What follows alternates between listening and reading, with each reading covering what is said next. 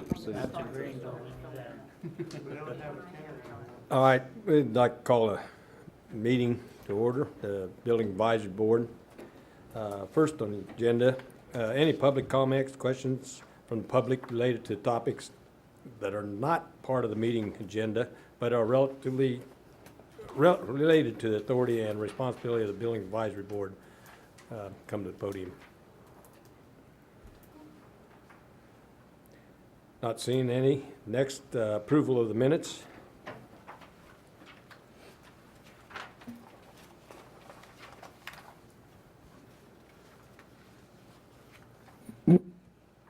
So moved. I'll second that. Okay, so moved and second. All in favor? Aye. Opposed? Okay, motion carried. Next on the agenda, a National Electrical Code Subcommittee final report, discussion, recommendations, and approval. Thank you, Chair, members of the board. We have held two subcommittee meetings as it relates to the National Electric Code and the Salina Municipal Code amendments the same. We finished that up this afternoon, and the staff report and the municipal code amendments that we're going to be presenting to you is the final draft.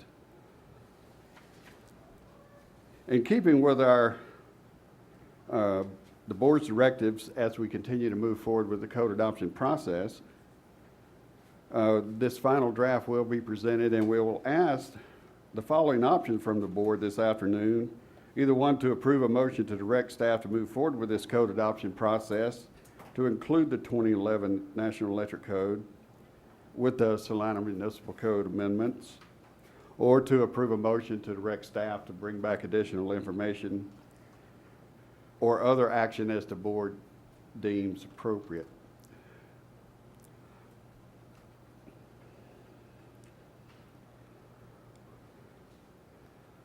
As we begin, the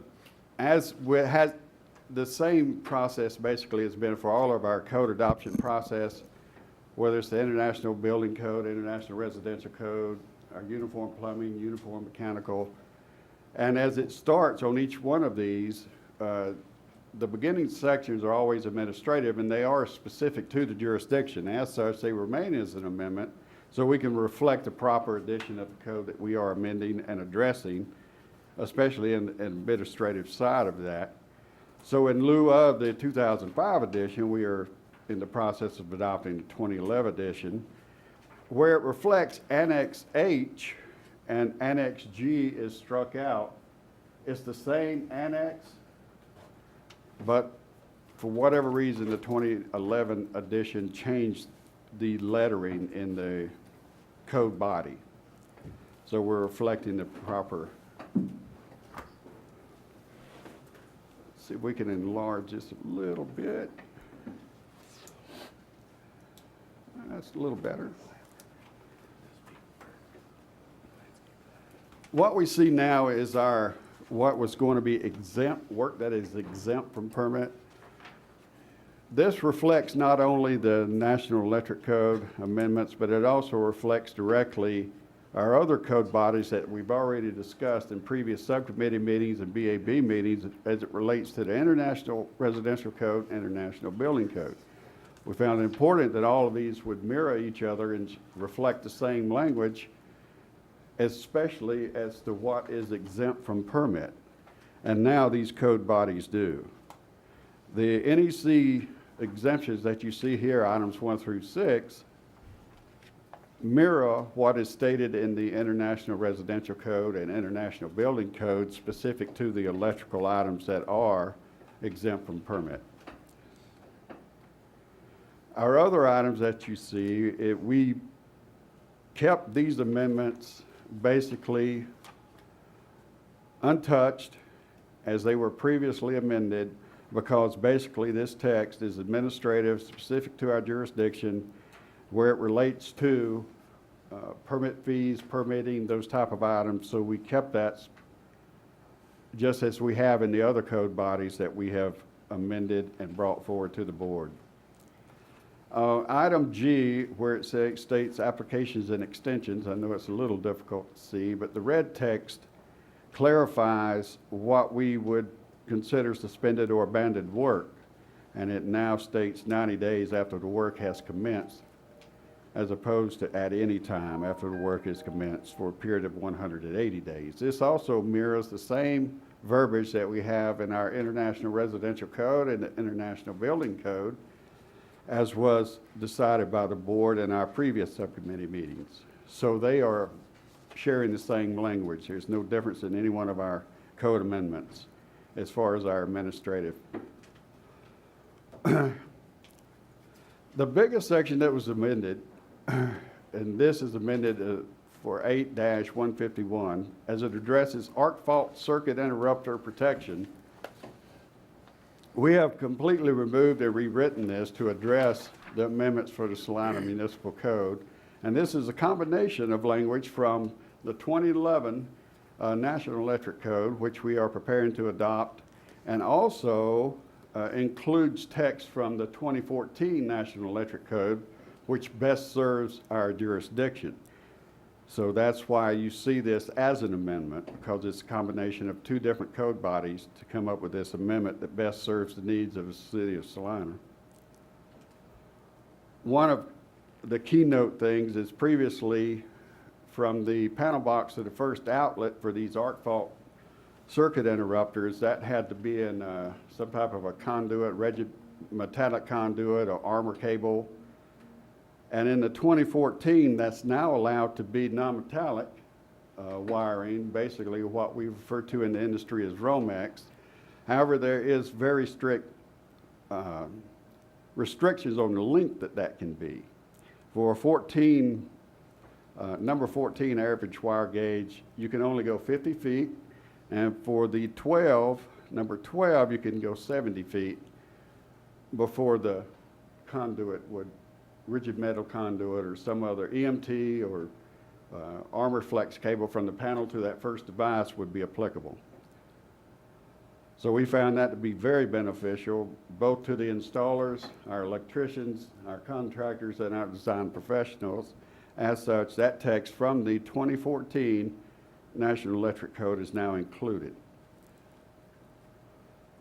One other item that we need to correct on this in our final edited version, if we look at 210.12, item A, dwelling units, you will see where all of these arc fault circuit interrupters are required. What I did mistakenly put in here was text from the 2014 as it relates to this, whereas the 2014 includes kitchens and laundry rooms, and the 2011 edition does not. As such, our 2011 edition that we are adopting, this text will reflect the 2011 and not include the text for kitchens and laundry areas. Everything else will remain the same as you see written. And we will also include the 2014 text as it relates to our non-metallic cabling from the panel to the first device. Next item we see has been deleted because it's basically repetition of what the 2011 is already providing. Article 230.70, we kept that as it was amended and kept the text specifically as it was. And it's basically providing a length of service conductor between the meter and the service disconnect and stipulating that cannot exceed 10 feet. The specifics as to how many feet is not included in the National Electric Code, and we are going to keep this as our amendment. Again, the next item is deleted for the simple reason that it is repetition and the exact text is found in the 2011 NEC. Our other section that we are going to keep as written in the 2011 NEC is for our tamper-resistant receptacles. There's been much discussion with this, not just our jurisdictions, but other jurisdictions, and relates to these tamper-resistant receptacles and where they're to be placed. It's very specific in Article 210.52, and it would be subsections A through I, which I don't have all of that text up there, but that's very specific as to where these are required, and to suffice it to say, they are required virtually everywhere at this point. For new structures, for those type of things, for new additions, it's very specific. And then in 2011, the text was also expanded to specify where they are to be placed in guest room, guest suites, as we're referencing motels, hotels. And the newest one would be your child care facilities. In the NEC, National Electric Code, child care facilities defined as a building or structure or portion thereof for educational, supervisory, or personal care services for more than 4 children 7 years old or less. And that's what this applies to. There is exceptions, and these 4 exceptions are noted as exact text from the National Electric Code as to where the tamper-resistant receptacles are not required. Basically, if the receptacle is 5.5 feet above the floor, it's understandable that that receptacle at that point is above the elevation that a child could easily reach or place a paper clip into, or whatever the case may be. Receptacles that are part of a light fixture or an appliance, or a single receptacle or duplex receptacle for 2 appliances located in a dedicated space. Dedicated space meaning something behind a refrigerator or something of that nature, something behind your freezer, something that's not easily moved, nor do we anticipate that a toddler or a small child could move that so that they could injure themselves by placing an object into a receptacle behind that. And then again, a non-grounded receptacle is used as replacements. And that's what we refer to as the old 2-prong receptacles that are existing. The other item is deleted. As such, it is virtually mirrors the exact text of the 2011 National Electric Code. And with that being presented, staff would appreciate a motion to direct us to move forward with this as presented, if the board so desires. So moved. I'll second that. We have first and second. Do we have any questions or anything before we vote on this to the staff? Is everybody happy? Okay. All in favor? Say aye. Aye. Opposed? Same sign. Motion carried. Next on the agenda is presentation and revisions of Chapter 31 of the Salina Municipal Code, Property Maintenance. Thank you, Chairman and Board. On agenda item D this afternoon, we are bringing to you the revised version of Chapter 31, which is the Property Maintenance Code as enforced by the City of Salina. Chapter 31 specifically, Property Maintenance of Salina Municipal Code. We are presenting this to the board this afternoon to reflect the changes that were made, reflect the way it is written now and the way that it is going to be enforced. We had addressed this at some time prior, but mostly it was to reflect the weeds and grass provisions, that type of thing, which we are all aware changed this year, specific to mowing in the right-of-way and the property owners where they need to mow in the right-of-way, and how the previous mowing contract had changed with the city. And this is addressed in this article or in Chapter 31. And to refresh our memories, basically what we're doing with this, to refresh our memory to these changes that are going to be included and are included in the Property Maintenance Code. As you'll notice, most things did not change. We kept the text basically as it is. And to help understand where does the Property Maintenance Code come from for the City of Salina, this is specific Chapter 31 to the City of Salina. So where does this text come from? Where does the logic or base for this come from? And it is based upon the 2012 International Property Maintenance Code. And a lot of that text is reflected into our Salina Municipal Code for our property maintenance items. We have added some new definitions to help clarify some items that were previously omitted and not included, and they have been addressed in the 2012 edition of the International Property Maintenance Code, and we felt it best to include these to clarify some of the definitions that were missing. First one is calendar year. We're saying now that's the period of time beginning January 1 and ending December 31st of the same year. That simplifies anyone trying to understand what a calendar year is, and not being on a rotating basis or a continual type process, one violation against another violation against another violation within the same period of time or within 6 months. It eliminates a lot of the confusion on what is truly a calendar year. We include now a definition for debris, and this is pieces that are left after something is wrecked, broken, or destroyed. Things such as broken pieces and old worthless objects that are laying where they fell, or that may have been left somewhere because they are not wanted. Again, debris.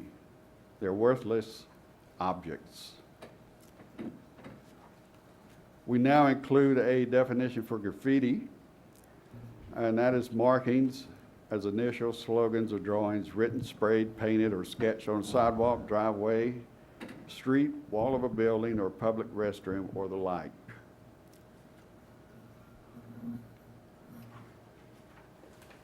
Noxious plants is a new definition we're including. And this means our poison ivy, poison oak, poison sumac at any height or state of maturity. And there is one note on here that I need to follow up with the county extension office to make sure that these are all inclusive as to noxious plants that are in Salina County. To my knowledge, I believe this does cover all of our noxious plants, but I have follow-up to do on that one as well. We have expanded the definition of perennial violator, and now it's defined as any person who, on 3 or more occasions during the previous calendar year, and remember, we have calendar year clearly defined at this point, and with respect to the same premises was 1, issued a written notice of violation or an order of abatement in connection with one or more violations of this chapter. 2, responsible for violations of section 31-900 pertaining to weeds and plant growth that was abated by the city, or for which the city was not required to issue a notice of violation or order of abatement other than one-time yearly notice pursuant to section 31-1001, or 3, responsible for a violation in this chapter, it was abated by the city, and for which the city was not required to issue a notice of violation or order of abatement on the basis of an emergency requiring immediate abatement to protect the public health, safety, or welfare. We now have that clearly defined. We have included a new definition for thickets, and this is basically your dense growth of wild shrubbery, uncontrolled or invasive species, which includes, but is not limited to, bamboo, briar patches, similar growth, having stems or trunks less than 1 1/2 inches in diameter. We included a definition for vehicle, and that's any automobile, truck, tractor, farm machinery, motorcycle, which was originally built, it contained an engine, regardless of whether it contains an engine at any other time. When it was constructed, it had an engine. Workmanlike, we expanded on that somewhat to include a few more items to clarify, such as executed in a skilled manner, and to be compatible with the undamaged area of the structure, whatever structure that is, that they are working upon. Article 2, again, is administrative. Administrative items do not change. They are specific to the jurisdiction, and they specific to the city of Salina, and we kept those unamended. We kept amendments as written without any changes or modification. And you'll see that's a common theme through most of this document. Most of Chapter 31 was not changed to a great degree. This one item where it says 31-78, transfer of ownership, The only item, only text added there was to include an order of abatement. And it just basically changed the text of compliance order to the order of abatement. Better clarifies that section. Exterior property items. We have expanded that and added a couple more items that were not previously included. One being appliances, furniture, and other household items not designed or manufactured for outside of the dwelling, and trash and refuse. Trash and refuse is basically the throwing, leaving, depositing, or allowing accumulation of any worn out, broken, or worthless item. Waste, garbage, trash, debris, or refuse on any property, drainage course, or other land is prohibited. Such items include those that impede the mowing of weeds and tall grass, or food products or food containers attracting insects, rodents, or animals, or useless by evidence by their broken, deteriorated, or dismantled condition. We expanded on a section to, as it relates to grading and drainage, where we state now all premises shall be graded and maintained to include grass or suitable ground cover to prevent the erosion of soil and to prevent the accumulation of standing and or stagnant water thereon. It helps to clarify that specific section. And again, you see as we scroll through that many, many things have not changed. The next item we come up is section 31-103.4, address identification. This section has been modified to mirror the exact text of the International Residential Code, which we had in previous subcommittee meeting and BAB meetings, as it would be presented to the City Commission at a later date for the final code cycle adoption. Again, this is mirroring the same language in the International Residential Code, International Building Code, and the International Fire Code. As such, we are including this in our Chapter 31 Property Maintenance Code as well, so there are no conflicting text at any one of our code bodies or in any one of our municipal code amendments. They all say the exact same thing.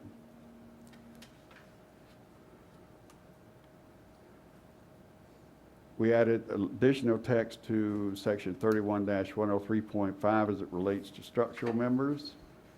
And we state now that to be maintained free from deterioration and shall be capable of supporting the imposed dead or live loads. Overhang extension, which is section 31-103.10. A new sentence was added to that to include all exposed surfaces of metal or wood shall be protected from the elements and against decay or rust by periodic application of weather coating materials such as paint or similar surface treatment.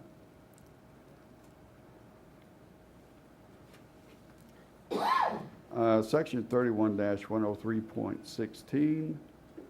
From openable windows, that has changed now to operable windows, and that is the text taken from the 2012 International Property Maintenance Code. And it has expanded to state every window other than a fixed window shall be easily operable and capable of being held in position by window hardware. Operable windows located in whole or in part within 6 feet above the ground level or walking surface below shall be equipped with a window sash locking device for the purpose of security. This also mirrors the same text you'll find in the International Residential Code as it relates to windows that are 6 feet or more above grade plane or the surface below. And this is included to provide a protective device for our children, for some child not to fall out of these windows. There's some type of protection there to eliminate that possibility. Other items have not changed. We do now include, this is new, section 31-103.21. as we are defining and providing information on gates and fences specific to gates, specific to fencing. 2 items that we have now included. And as we scroll on, you see very, very little change on the remaining portion of this. Section 31, 105.1, the only thing added there is to keep the components of the structure in a sanitary condition as well, in addition to the good working order.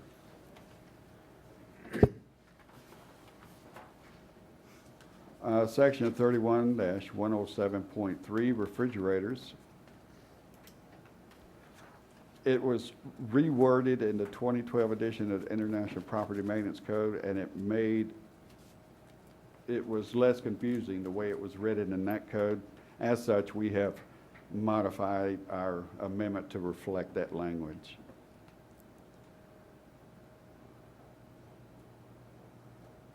Pest elimination. Previously, this was entitled rodent harborage. The codes have since changed that to infestation, whereas we're not just looking at rodents as the, or a rat or something like that is the only thing that's going to infest or cause infestation. Insects can do it as well. And we now state all structures and exterior properties shall be kept free from insect and rodent harborage and infestation. All structures in which insects and/or rodents are found shall be promptly exterminated by approved processes which will not be injurious to human health. After pest elimination, proper precautions shall be taken to prevent the reinfestation. We wanted to clearly define that it is not just rodents, it is also insects that cause many problems. The other items have not changed from their original text, as it defines owner, etc. Section 31-111.3. This is new, closed dryer exhaust. It shall be independent of all other systems and shall be exhausted outside the structure in accordance with the manufacturer's instructions. There's one exception for the listed and labeled condensing, which is what we call ductless clothes dryers. We don't see those often, but they are available, and if they are installed, well, then that's an exemption to the clothes dryer exhaust requirement. The next items, we are bringing back text from the International Property Maintenance Code and what used to be the Fair Housing Act. Some of that language is in here as well, as far as defining what is a unit, how large is a unit, what is the minimum room widths, what is the minimum ceiling heights, and those type of things. And understand, when you're looking at room widths and ceiling heights, you're also mirroring language that is from the International Residential Code as well that define these items. So now in section 31.112.5, efficiency unit, this has been redefined and more clearly identified as a unit occupied by not more than one occupant shall have a minimum clear floor area of not less than 120 square feet. A unit occupied by more than 2 occupants shall have a minimum clear floor area of not less than 220 square feet. And a unit occupied by 3 occupants shall have a minimum clear floor area of 320 square feet. That is bringing the language back that is written in the text of the code,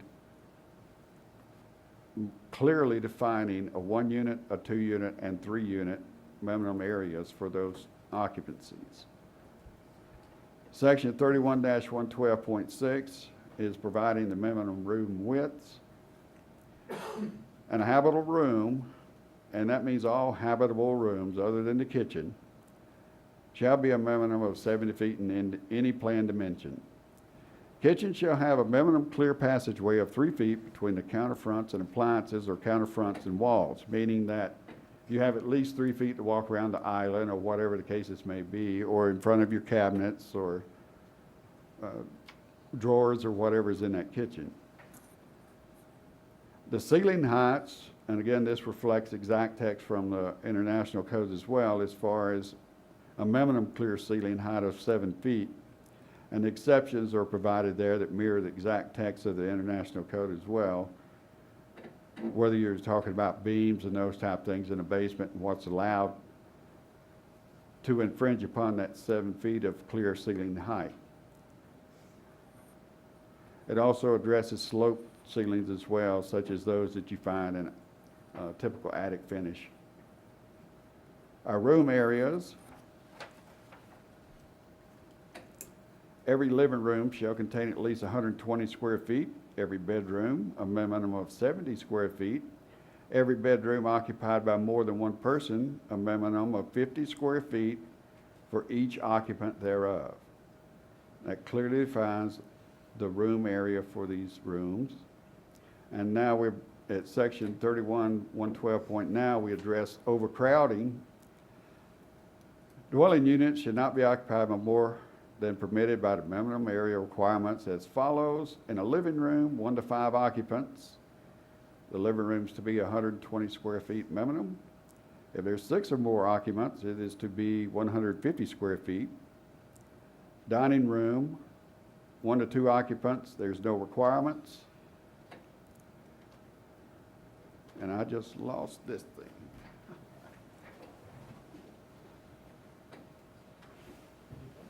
Technology is great, but I have backup.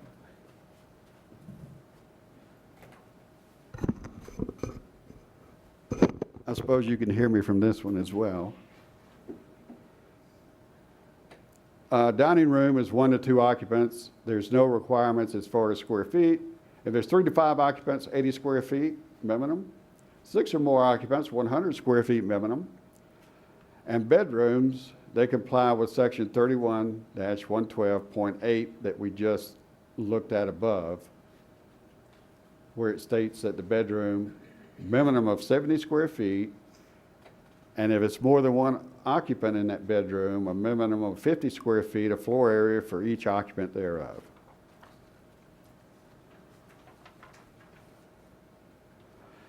Section 31-114.4, we see employees' facilities. A minimum of 1 water closet, 1 lavatory, and we now included 1 drinking facility shall be available to employees. And what is a drinking facility? That's defined in the next section, 31-114.4.1. It shall be a drinking fountain, a water cooler, bottled water cooler, or disposable cups next to a sink or water dispenser. Drinking facilities should not be located in toilet rooms or bathrooms.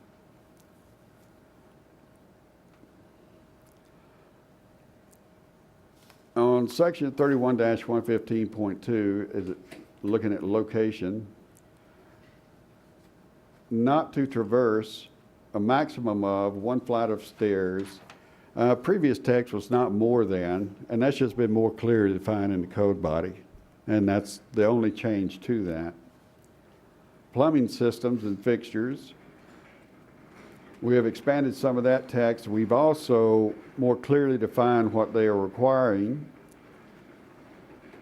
whereas all plumbing fixtures are to be maintained safe, sanitary conditions, shall be in good working order, and shall be kept free from obstructions, leaks, defects, capable of performing the function for which such fixture are designed. The required plumbing fixtures shall be maintained in a safe, sanitary, and functional condition. Fixture clearances, and this is coming from the International Residential Code as well, and the reason it's included in here is specific to section R307 of the International Residential Code. And in the International Residential Code, there is also a diagram showing the fixture clearances to assure that we have adequate clearances for usage, for our maintenance, and for cleaning. And as we scroll on, we will see that much of this remains the same. Section 31-118.4, grease interceptors, we totally rewrote this to reflect the requirements of the Uniform Plumbing Code and appropriate section of the Uniform Plumbing Code, Section 1014, out of Chapter 10, specific to the jurisdiction. Now that we enforce the Uniform Plumbing Code, we continue to enforce the Uniform Plumbing Code. Chapter 10, Section 1014 is specific to grease interceptors and the requirements thereof.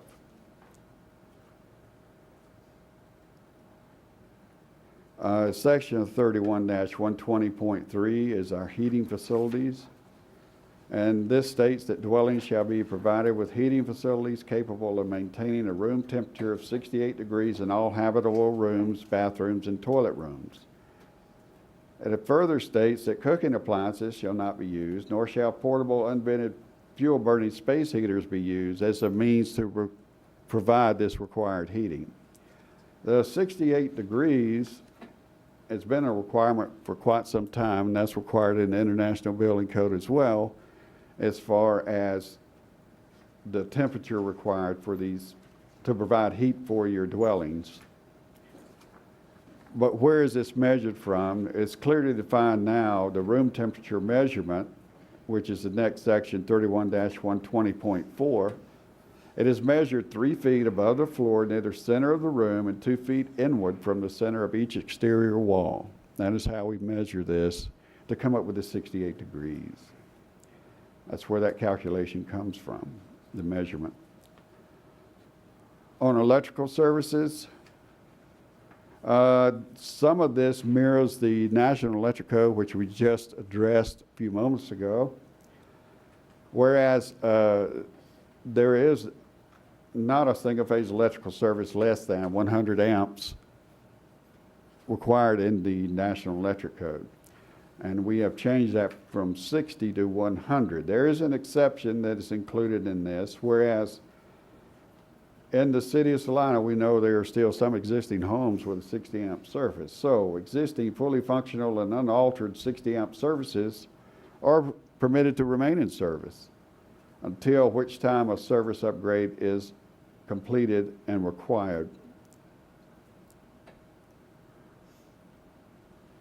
On receptacles, which is section 31-123.2, we added a new sentence at the end of that just to clarify that all receptacle outlets shall have an appropriate faceplate to cover for the specific location. Basically, if the faceplate is missing, it's in violation. They put the faceplate back. That protects anyone from shock. And again, it makes it easy for someone to stick an object in there if there's no faceplate available. Section 31-123.4 in wiring. This is stating that flexible extension cords shall not be used for permanent wiring or for running through doors, windows, or cabinets, or concealed within walls, floor, or ceilings. Your extension cords are not used for permanent wiring.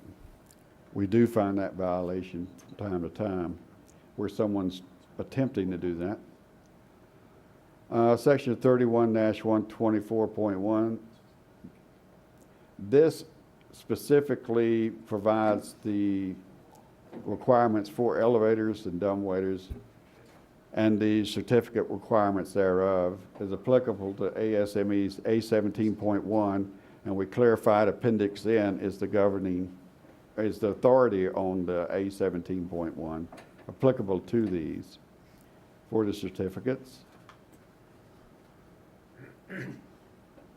We expanded some text on locked doors, section 31-127.3, stating that all means of egress doors, meaning your main door into the dwelling, shall be equipped with a deadbolt lock designed to be readily openable from the side of which egress is made, without the need of keys, special knowledge, or effort, shall have a minimum lock through of 1 inch, and such deadbolt lock shall be installed according to the manufacturer's specification and maintained in good working order. For the purpose of this section, a sliding bolt should not be considered an acceptable deadbolt lock. And the exception is where the door hardware conforms with that permitted by the International Building Code.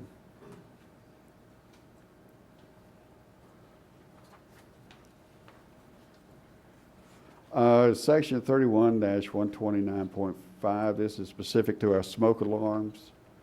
What was added on here is the physical interconnection of the smoke alarm should not be required where listed wireless alarms are installed and all alarms sound upon activation of one alarm. In 2012, the International Residential Code, along with the other international code bodies, they now recognize listed wireless smoke alarms, and that's where the exception comes from.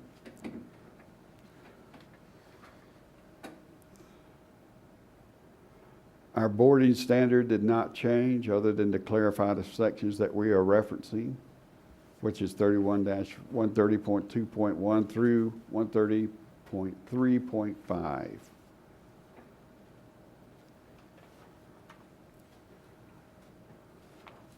Enforcement procedures remains the same. There is some clarification to text, basically, whereas we're now clarifying that a violation shall be presumed not to exceed the same amount of time as the initial violation notice that was provided. Clarifying that the notice and order shall be in writing.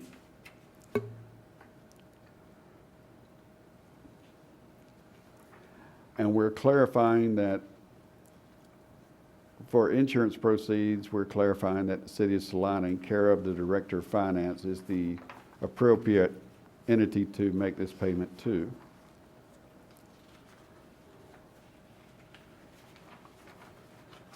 And again, most of this has remained exactly as was previously.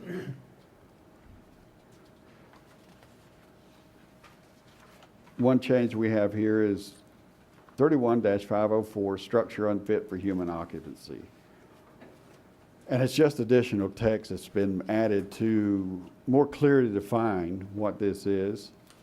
And it states a structure is unfit for human occupancy whenever the code official finds such structure is dangerous, unsafe, unlawful, or a reasonable person would find that such a structure, because the degree of which it is disrepair or lacks maintenance, is unsanitary, insect, vermin, or rat infested, contains filth and contamination, or lacks ventilation, illumination, sanitary, or heating facilities, or because the location of the structure constitutes a hazard to the occupants of the structure or to the public.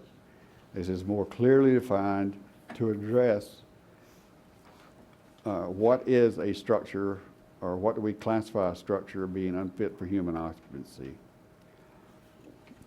Another section added was section 31-505 to clearly define and as to what is called an attractive nuisance and to address vacant structures. This text was not previously here and not previously included, and it does help to identify.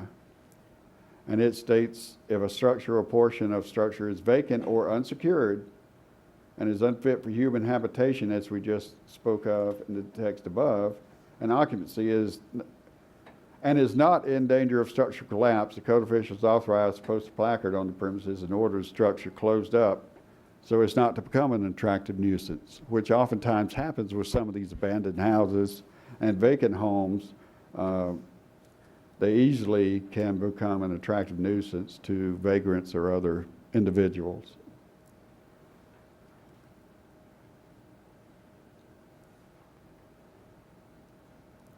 We've clarified imminent danger just by adding some additional text to further clarify what is called imminent danger when we're performing an emergency measure.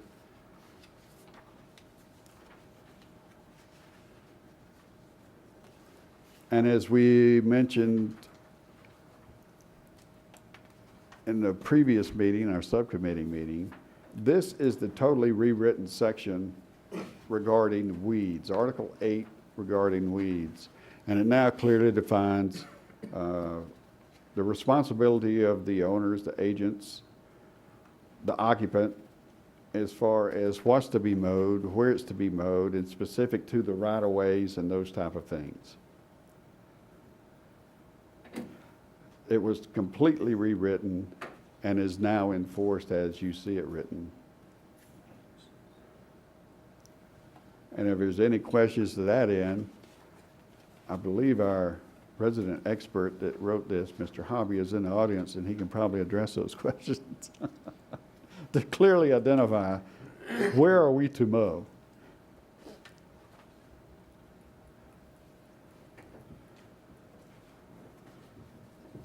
And the remainder of this item, remainder of the chapter does not change.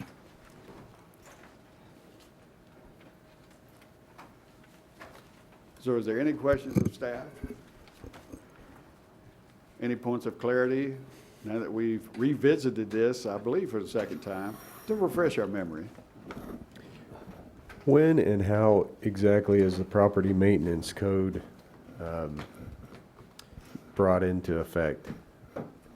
I know we've been through a few of the appeals, but for example, inside a house, let's say it's a rental and there's not an outlet cover on, something simple like that. Is that the resident would have to call the city and say, I don't have an outlet cover Yeah, in we my... would have to be informed of that. Otherwise, I mean, the staff would not typically know that there's a violation inside the house. Right, And oftentimes, an inspection per se, someone calls in for an exterior item, sometimes that escalates to an interior investigation based upon what we found on the outside of the properties. So that could in turn allow the inclusion of the inside element for faceplates and those type things. and See, for instance, say we have unvented heating appliances inside of a house. That's one that I've seen in town. That would be something that a homeowner could call in and say, I've got an unvented heating appliance heating my house, and then they would have to actually Correct. change that. and we would address that. We would Okay. respond to that complaint. Okay, Sometimes we say, for instance, when I mentioned the extension cord, we have had occasions that we would see an extension cord going from one window outside into another window, outside another window, and across to a neighbor's yard, providing power to something. As such, that would naturally bring our curiosity up as to what exactly is going on, so further investigation could be necessary. And then we would find some additional inside items that were not totally included in the exterior portion of this property. Jim, is there anything in the property maintenance code about individuals putting things on their porch, just junk and other items? Well, we addressed that earlier when we were identifying what is trash and refuse, what is a worthless item, what is, that could indeed be an investigation that we would be called on and go investigate to see if indeed it is a worthless item and not grandmother's heirloom of some type that we are unaware of. And what if they are, If it's obvious that this is a violation, of course, we're going to issue a violation notice, and then they have to respond to that violation notice and abate the violation in that time frame provided in the notice itself. If not, the city can abate it, take action, and then, of course, those fees would be billed back to the owner for reimbursement. or the tenant? Or not necessarily the tenant, the owner is still the owner of the property as far as the violation notice is concerned. So if I If have someone has a tenant that's causing such problems, that's something to be addressed with the lease agreement as well, and something the owner will need to take up with the tenant to allow such to occur.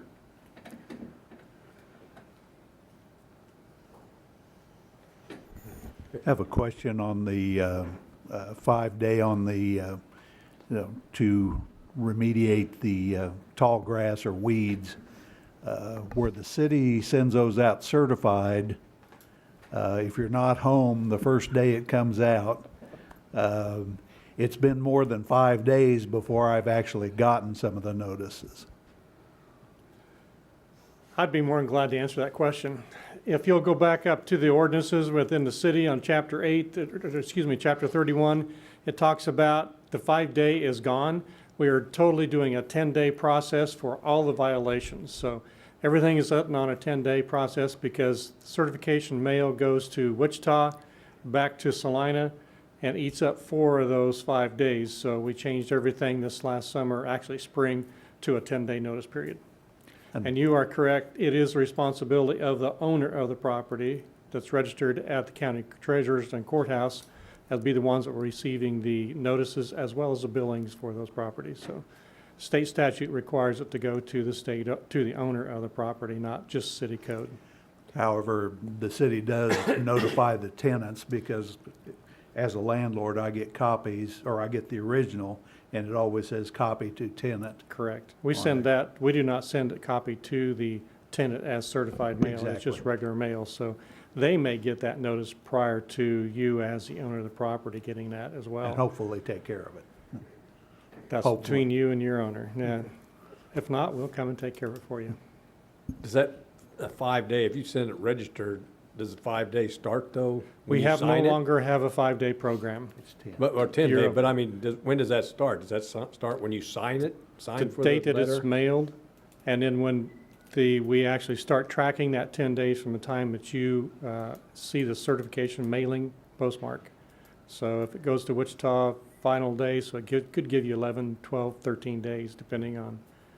And then many times we don't go out and abate if the absentee owner is there and we can't get a hold of somebody, and the post office is required to try 3 times to get you to sign for that certification mail.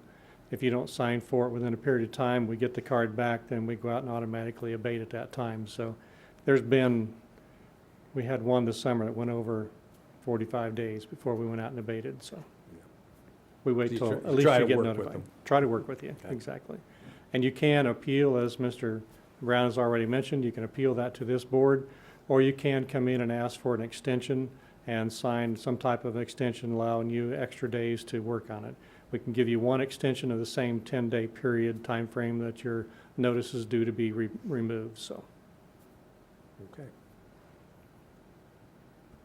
Just shy of 2,000 violation notices went out this year so far.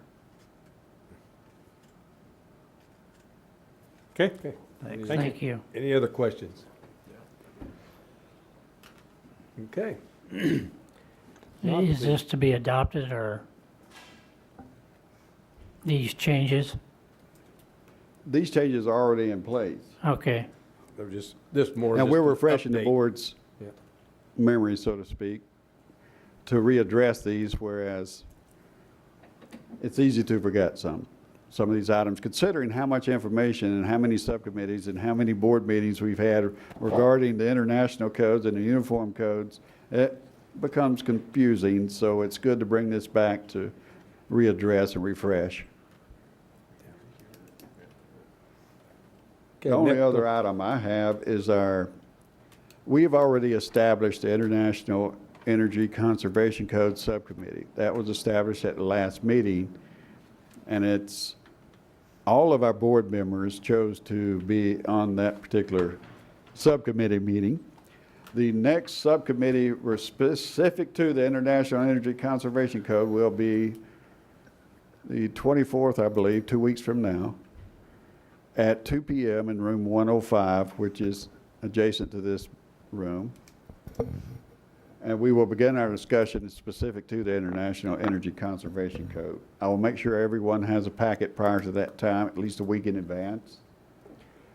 And it's also the plan of building services at the conclusion of all of this. We started this process September the 9th, I believe it was, 2014, for the code adoption process to go to the 2012 edition of the codes. Averaging subcommittee meetings bi-weekly and building advisory board meetings weekly, there's been a lot of discussion, a lot of information. And it is our intent to bring all of that back to you. And it's my plan to do that by probably renting or utilizing the Chamber of Commerce Annex and have a big study session for all of our board members, all of our contractors, all of our design professionals. Everyone will be welcome to attend that, and we will revisit all of the Salina Municipal Code amendments that have been discussed and that will be going forth to the City Commission for the final vote for this code cycle process. I do not have that schedule at this time. I'm not quite sure exactly when I'll have it, but be advised, you will have plenty notice as to when this will occur. In addition to that, we have one other item. Go to my other podium.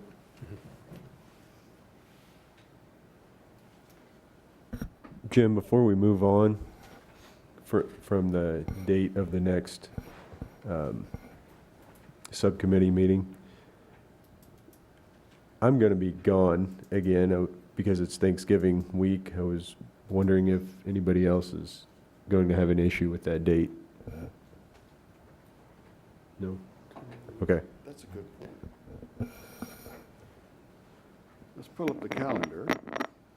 That will be Tuesday and Thanksgiving will be Thursday, so a lot of time that week is kind of. So the 24th is inconvenient basically for the Thanksgiving For me, holiday. and I didn't know if anybody else was that way. Does the board feel in that regard? We could do it,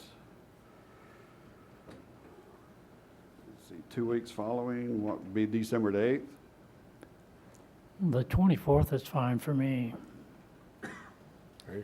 Fine. I mean, I don't have a problem with the 24th, but I You're do good? believe Chad is kind of one of our energy conservation experts on the board. This is true. He is So, our energy conservation expert on the board. Either date's fine with me. Yeah, either date's fine for me too. I mean, if it's important for Chad to be here, I would recommend that we move the date to December 8th. Or we could do it December 1st. Some, He That wants doesn't to move. work for someone needs to me. have a little mercy on staff here. That doesn't work for me. He gets up at 3:30 in the morning. He's ready to go. There's a mercy rule here somewhere. I'm not sure where it is. I would suggest then perhaps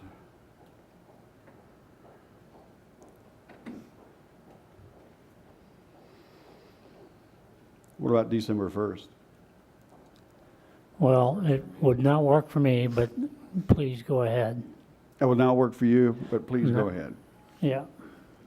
Very well. Well, then let's look at December the 1st for our first subcommittee meeting for the International Energy Conservation Code. At 2 PM. Yes, sir. And that would be in room 105. Unless it's already booked. I will make certain we book it quickly.